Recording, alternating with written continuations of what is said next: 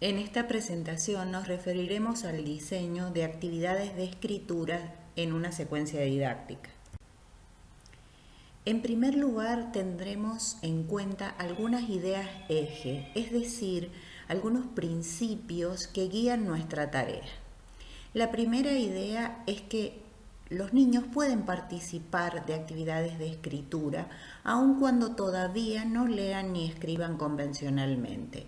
De hecho, lo hacen en su familia cuando acompañan la escritura de un mensaje o cuando ven a sus padres hacer una lista de compras y sugieren algunos productos o les preguntan qué quieren ellos.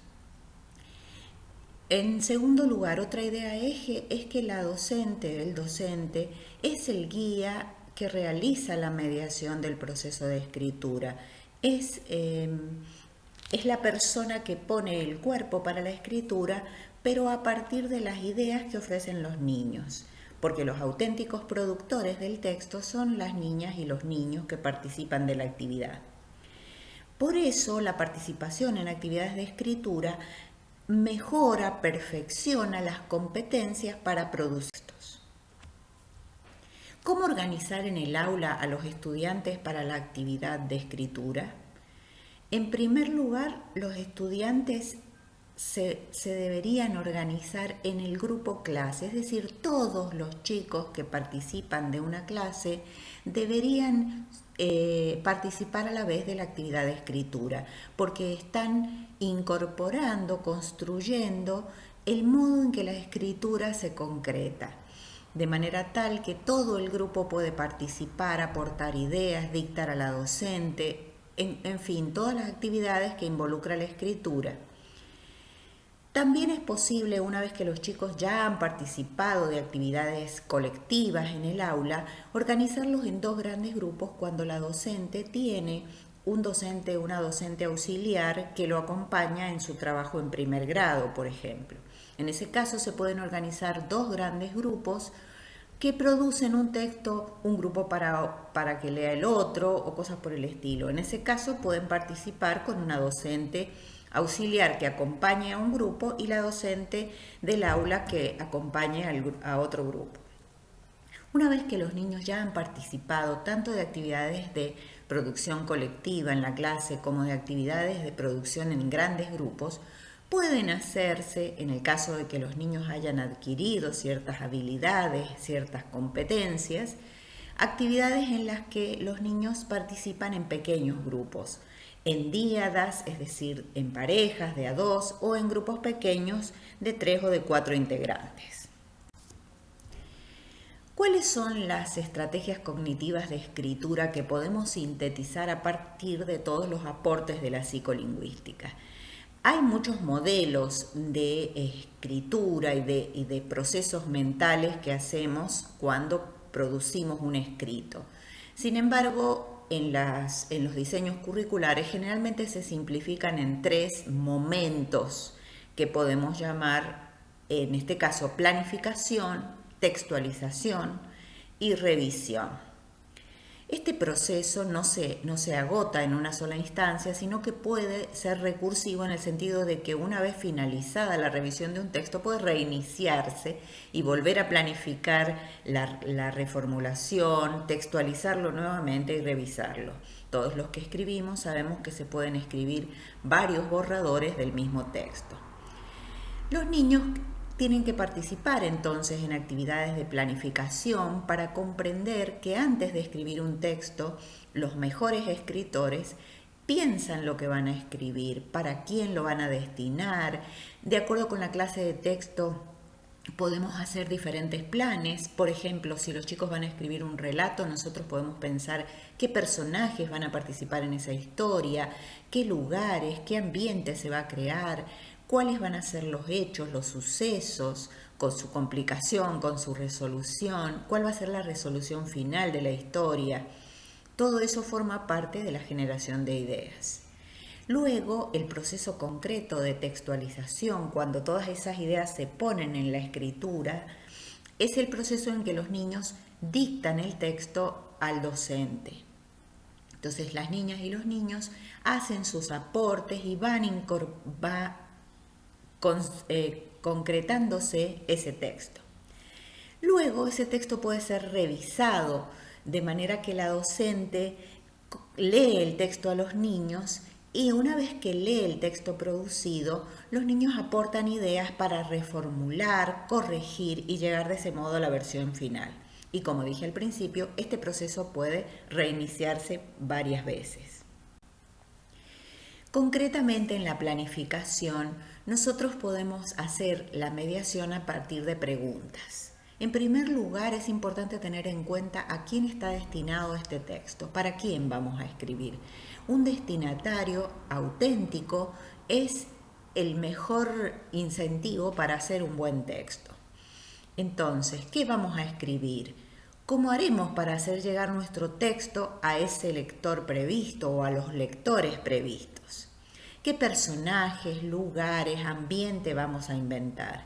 ¿Qué les pasa a los personajes? ¿Qué situación enfrentan? Es decir, todo este conjunto de preguntas son las preguntas que hacen que los chicos generen ideas para crear un texto.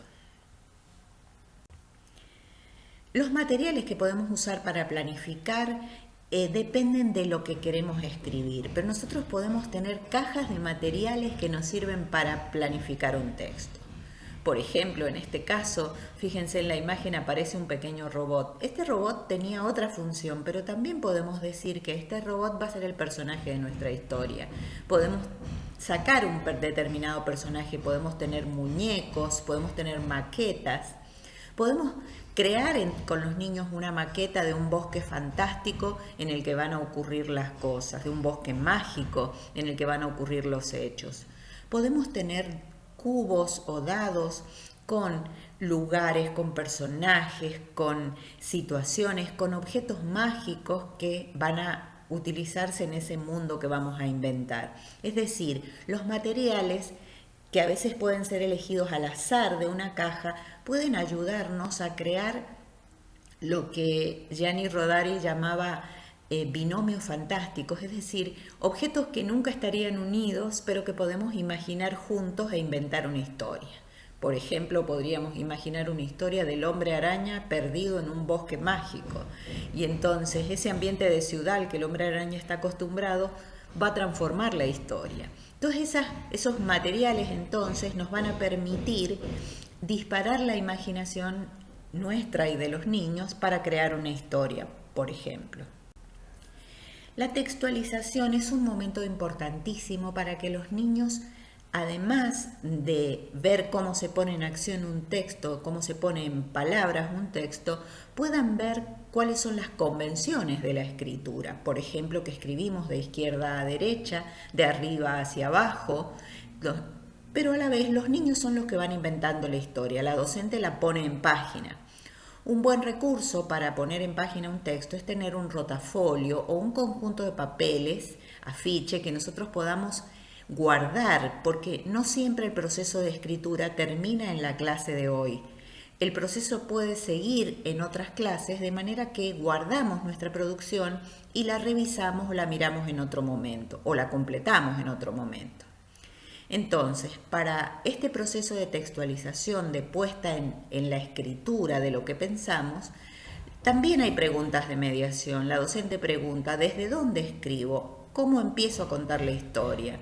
Muchos niños le van a decir, todas las historias empiezan con había una vez. O érase que se era en un bosque, o era esto ocurría, o nombrando el personaje. Cada niño de acuerdo con las ideas previas que tiene sobre los comienzos de los cuentos. Pero hay muchas ideas previas que se pueden utilizar.